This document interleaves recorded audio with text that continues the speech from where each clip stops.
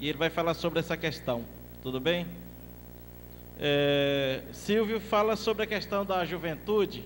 Depois do almoço, Silvio, de Itapevi, vai ter o lançamento aqui da revista da juventude com a Genice, né?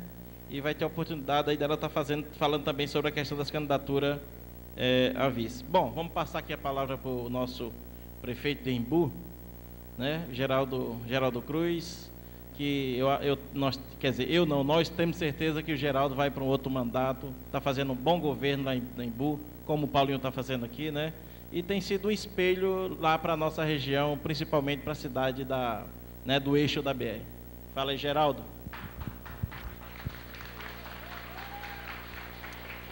Boa tarde a todos e todas. Cumprimentar aqui a mesa e cumprimentar o nosso companheiro Paulinho, que está nos recebendo aqui. Parabéns, Paulinho. Eu não achava que você recebia a gente com tanto calor humano como esse, viu? Mas, de qualquer forma, está muito bom e eu acho que é um ambiente legal para a gente. Cumprimentar Antônio, nosso companheiro, enfim, toda a mesa, eu e tudo. Vocês me deram aqui 40 minutos, né? Não, eu preciso falar do Embu e falar um bocadinho do modo petista de governar. Então, apesar que o Paulinho já falou, esse modo aí já foi tudo, né? Estou brincando, pessoal, é 4 minutos só que eu quero. Pessoal, o Embu é uma situação, a exemplo de Jandira, acredito eu aqui, toda a avaliação que a gente faz, a impressão que nos dá, né, Paulinho, que é mais fácil a gente fazer campanha sendo oposição do que sendo governo. Porque oposição pode prometer tudo. Pode prometer até que o cavalo vai voar. Mas quem está no governo não pode, porque então se prometeu porque não fez. Então a defesa realmente é bastante complicada. Mas nós vamos, o PT do Embu continua com a mesma aliança. Nós vamos sair candidato de novo à reeleição. E o nosso vice é do PSB, que é o Roberto, continua a mesma chapa nesse aspecto. Do ponto de vista de vereadores, nós optamos para fazer poucos partidos, mas porém com chapas completa, com chapa com condição de fazer coeficiente. Na última nós disputamos a eleição, tinha 9 partidos junto conosco, mas só 2 fez o coeficiente, o PT e o PSB. Então nós optamos agora uma estratégia diferente, de modo que os 3 grupos, a ideia é sair com 3 grupos, que é o PT sai basicamente sozinho, com o PCdoB colocando um candidato lá, para se ficar o mesmo número, para irmos para 38, e se ficar o que o TSE colocou, para ficar com 26. Então, de modo que essa indecisão aí, que pode ser aprovada, o Congresso já aprovou, mas pode ser que o Senado mude, de modo que é legal a gente trabalhar com 2 cenários, para depois a frustração não ser pior. Acho que é legal trabalhar com os 2 cenários, cortar é melhor do que depois ir atrás para colocar na chapa. Eu, pelo menos, é a minha opinião.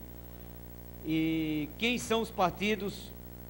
Mas primeiro de dizer quem é os partidos, gente, é legal a gente ter consciência de uma coisa. O PT está fazendo 24 anos, e no início do nosso partido, os primeiros anos, a gente sempre colocamos nos nossos documentos as restrições a alguns partidos, que era muito correto colocar isso, que o momento da conjuntura política era uma ou outra. Acho que hoje a gente tem que caminhar muito numa tese que outros partidos já faziam isso. A gente sempre discutiu isso no PT. Eu acho que nós avançamos. Não dá para achar que o PCdoB, por exemplo, às vezes em determinada cidade, ele é igual ao PCdoB a nível nacional. Não dá para achar. No Brasil tem um partido que é igual, que tem um programa único, que todo mundo defende, onde for, é o PT.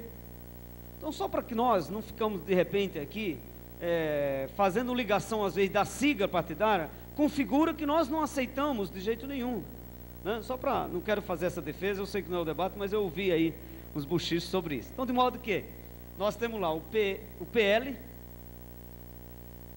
que apesar de estar com a presidência da República, mas tem lugar que não vai estar com o PT, até por conta dessa relação.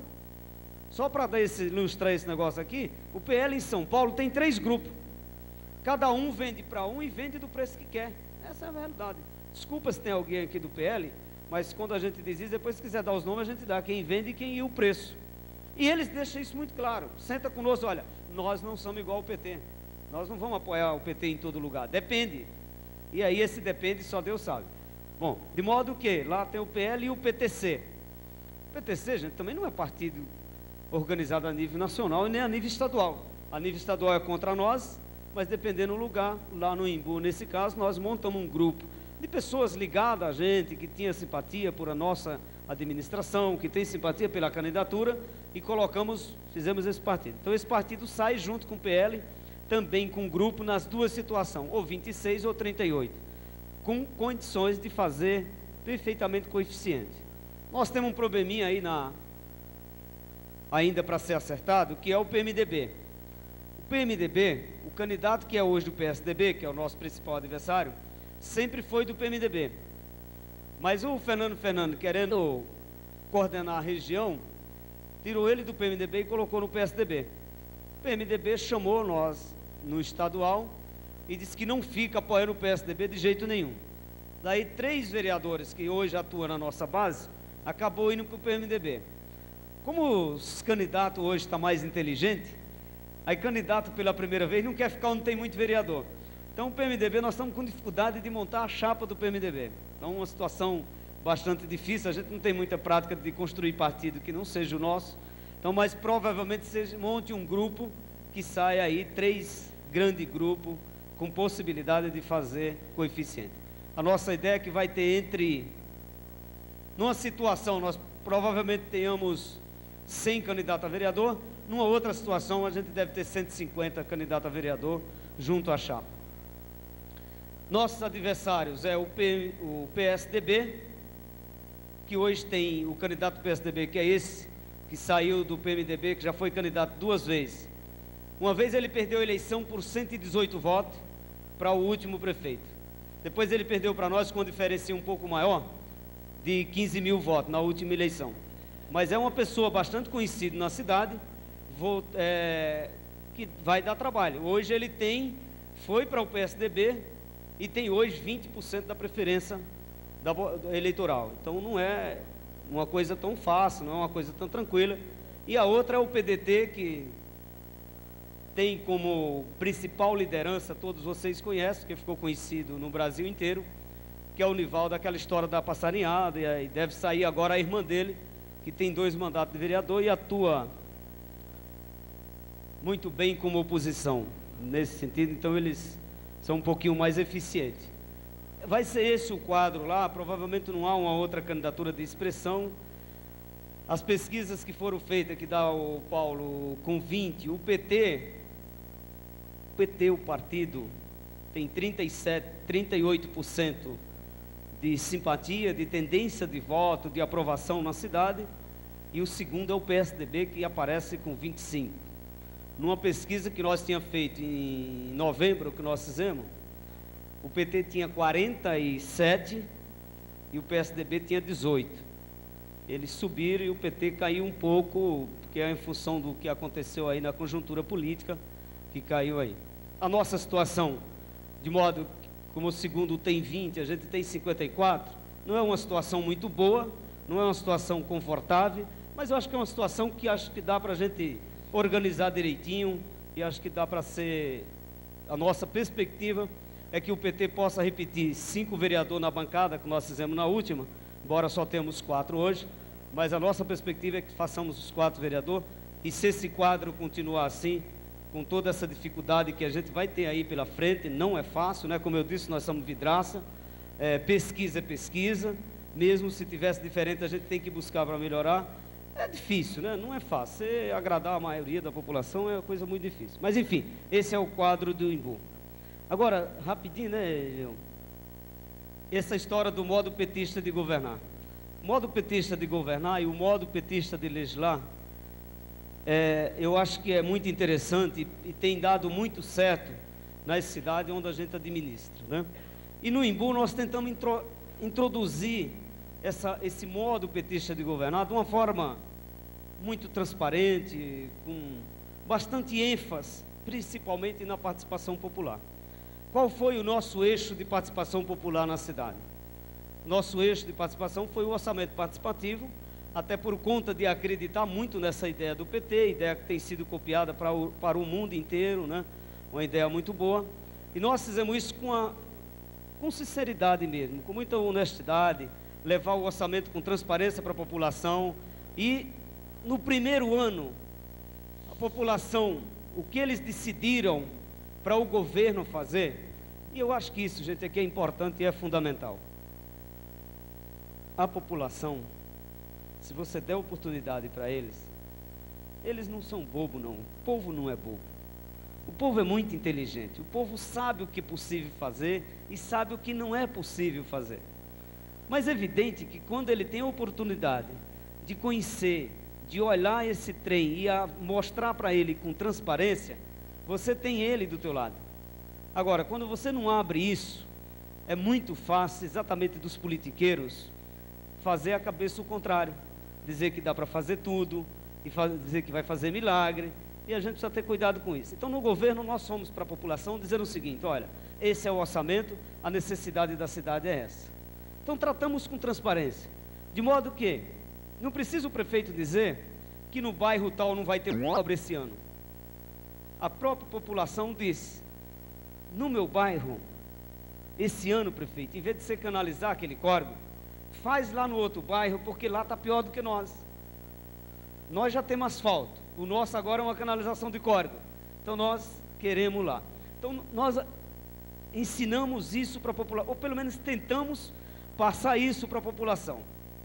De modo que o ano passado, das reivindicações apresentadas pelo orçamento participativo, no Imbu, com mais de 2.000, chegou a 5.000 pessoas participando na discussão, no ano de 2002 para 2003, nós atendemos da prioridade estabelecida no orçamento, 85% do que foi determinado. Então, para vocês terem ideia, que é lógico que a gente vai na população, eles pedem 1.000, a gente só pode dar 1. E no orçamento, esse cuidado, essa formação que foi dado para eles, a compreensão que eles tiveram da situação da cidade, deu essa tranquilidade para a gente chegar. Nem nós planejamos desse jeito.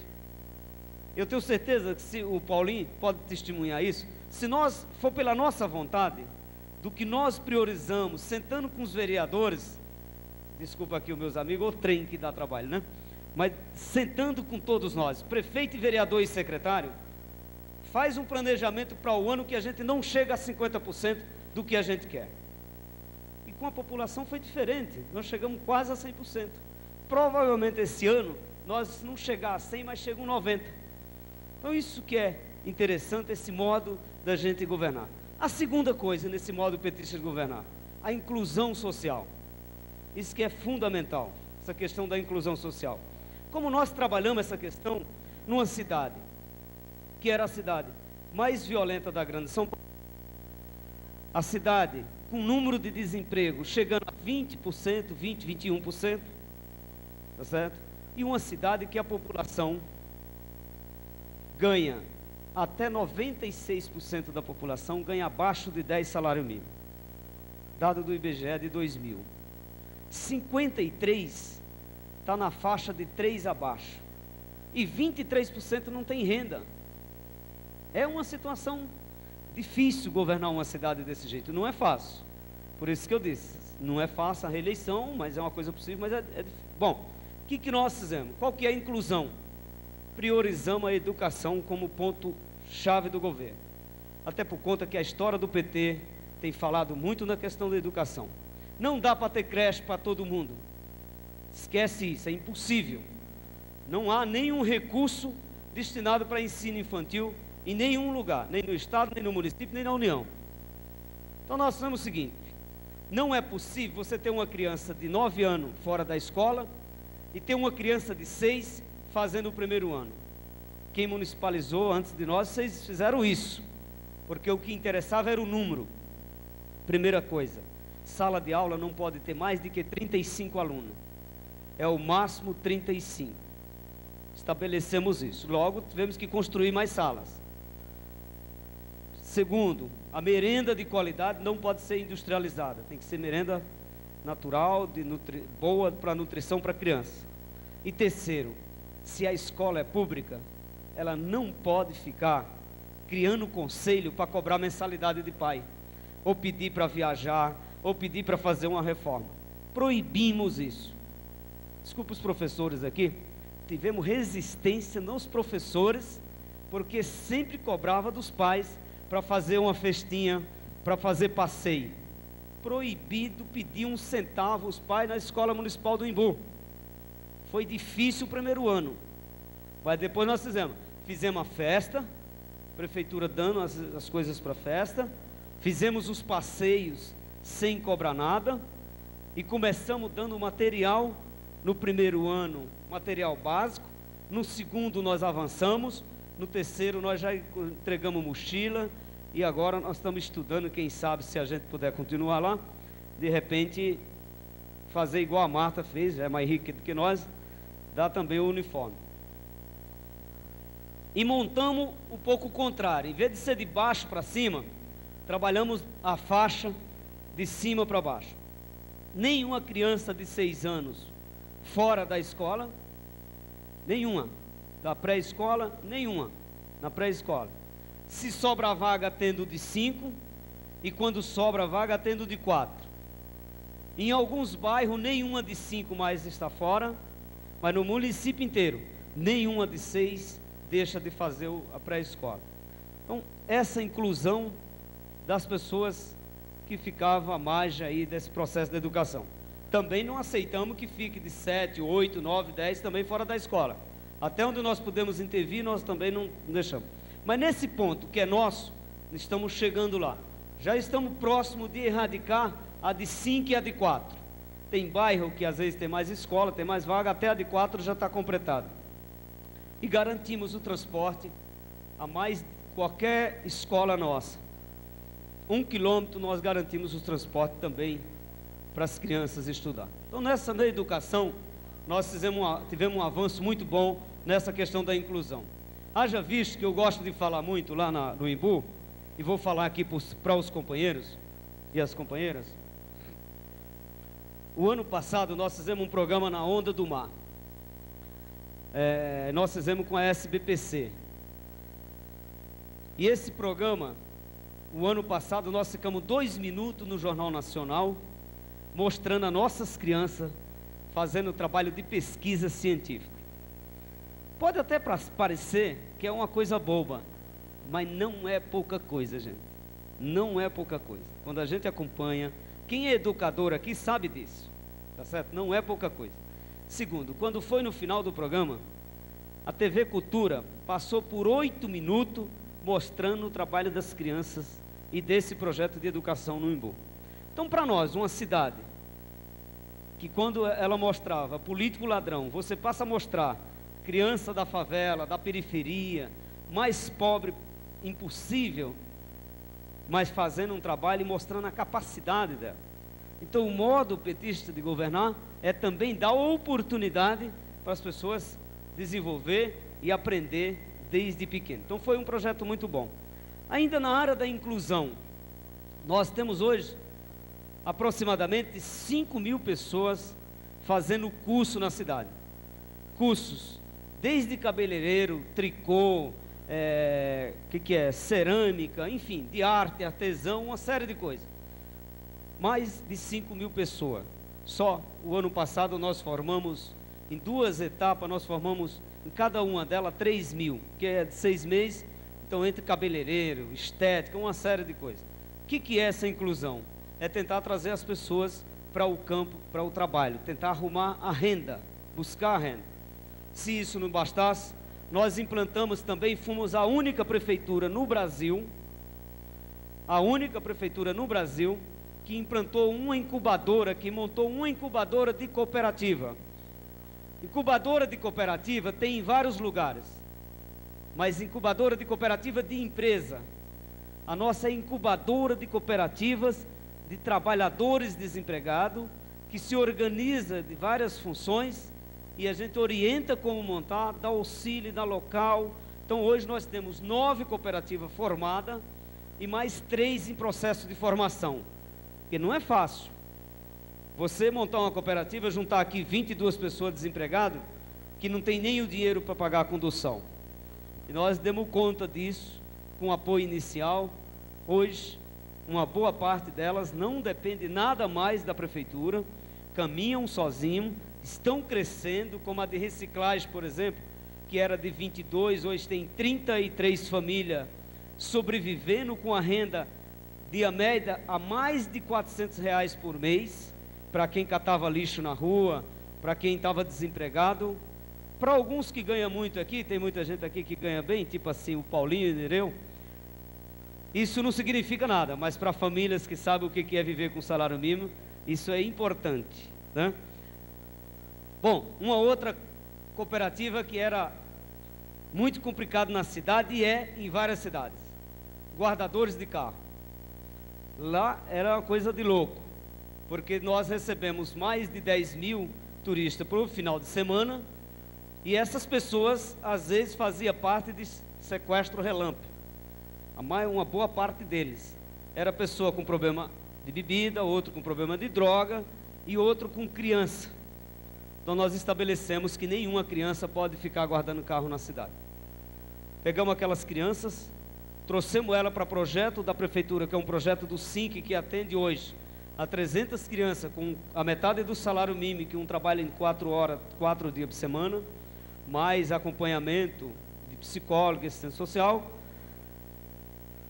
De modo, criamos essa cooperativa. Essa cooperativa hoje, ela chegou a ter até 100 e poucas pessoas, mas tem um grupo hoje de 80 trabalhando também com a renda mensal entre 400, às vezes até R$ 500 por mês, sem que tenha mais aquele atravessador, que é o cara que tomava conta dessa área. Essa área é minha, então ele colocava quem ele quisesse, essa coisa no estacionamento. Também foi um outro exemplo que deu muito certo, deu bastante sucesso. Então esse, ao meu ver, foi o que nós, tem mais outras coisas, mas como o tempo é curto, falar de outros projetos que me deixa bastante, às vezes até um pouco meio vendido, emocional, porque você vê as pessoas se organizando, as pessoas contentes porque teve uma oportunidade, é uma coisa bastante interessante para nós que lutamos muito contra a discriminação, que sempre trabalhamos e foi sempre a nossa pauta, buscar. O derradeiro, nós também dentro desse processo da exclusão, criamos uma assessoria da mulher, criamos uma assessoria da juventude, mas a da mulher eu acho que é um negócio que pegou muito bem, que vale a pena falar um bocadinho dela. Nós temos a delegacia da mulher, mas o mal é que nós recebemos hoje no 0800 da prefeitura reclamação da população por maus tratos da delegada. Isso que é interessante. Delegada, e assim, ela diz publicamente, ela não tem vocação para ficar, porque tem mulher que tem que apanhar mesmo de marido. Um dia ela fez uma declaração dessa lá. Então a nossa assessoria da mulher é hoje um sucesso. Então nós temos lá psicóloga, assistente social, que dá acompanhamento, tem uma repercussão muito positiva. E nessa assessoria da mulher, não fique bravo os homens não, porque tem homem que está lá também recebendo orientação.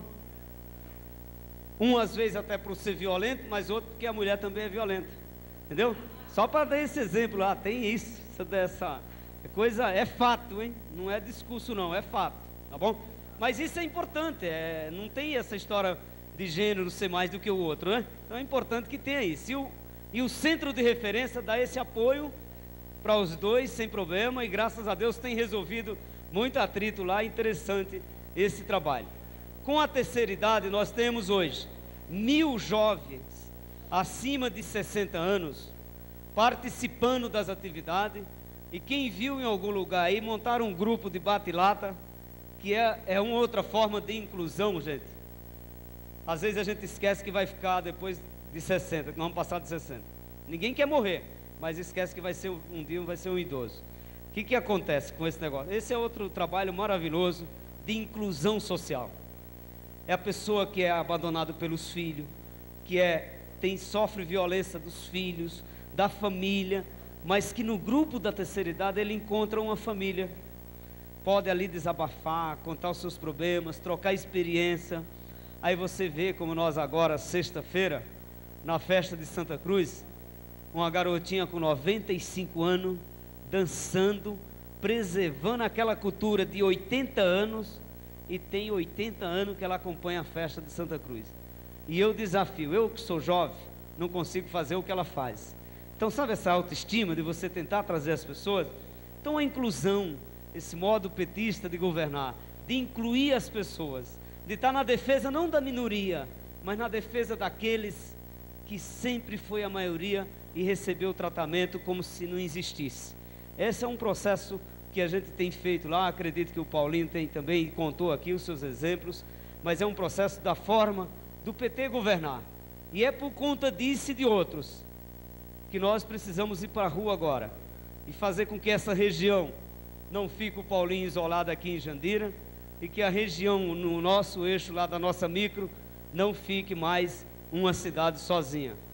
Vamos trabalhar para que tenhamos outros companheiros fazendo esse efeito desse modo petista de governar, que é um modo que tem muito sucesso e a gente pode garantir ele. Derradeiro, Paulinho, Ineiro, eu queria dizer um negócio aqui pro pessoal. Companheiros, tem uma discussão agora, mas essa é pro derradeiro mesmo. Que a gente tem gente aí com medo, porque o governo Lula está assim assado. É bem verdade que nas cidades o povo quer saber o que você vai fazer com o meu bairro, o que vai ser na minha rua. Mas nós não podemos esquecer a nossa história. O problema do teu bairro, do teu desemprego, ele não está na prefeitura, ele está também na política nacional. Nós sempre falamos isso. Nós não vamos ter medo de falar isso de novo. Nós não precisamos ter medo do governo Lula. Alguns ficam baixando a cabeça que isso não está certo, e às vezes até a gente esquece que eles não só destruíram o Brasil, mas eles venderam e levaram o povo brasileiro à miséria